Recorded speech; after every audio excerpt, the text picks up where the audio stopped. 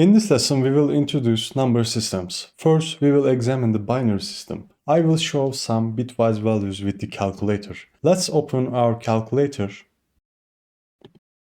and check that it is in programming mode.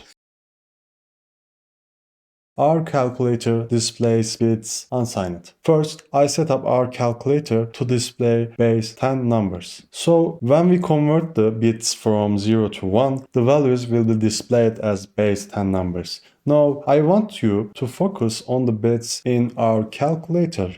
Let's turn all the bits to 1, one by one.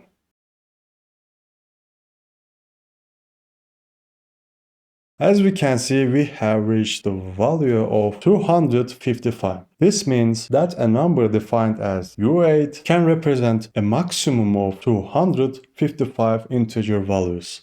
There are 8 bits, and when we fill in all the bits of a number defined as U8, we get the number 255.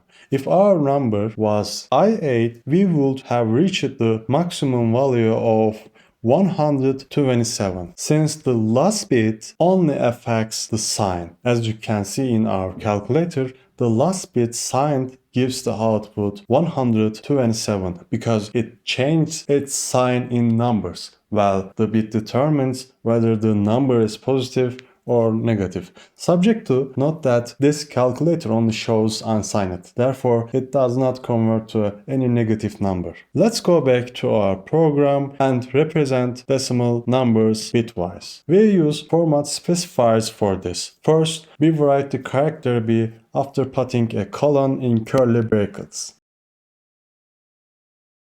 As you can see from its name, the letter B represents the word binary. Now we will see the representation of the number 30 in binary format.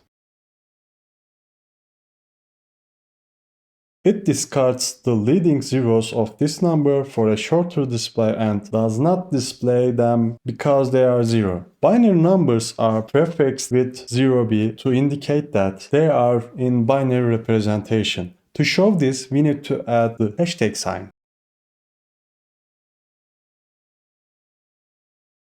I will type 010 between the hashtag and B character to show the remaining zeros as well. If you ask why did we show the 8-bit number by writing 10, the answer is actually quite simple. It also counts and includes the initial 0B characters.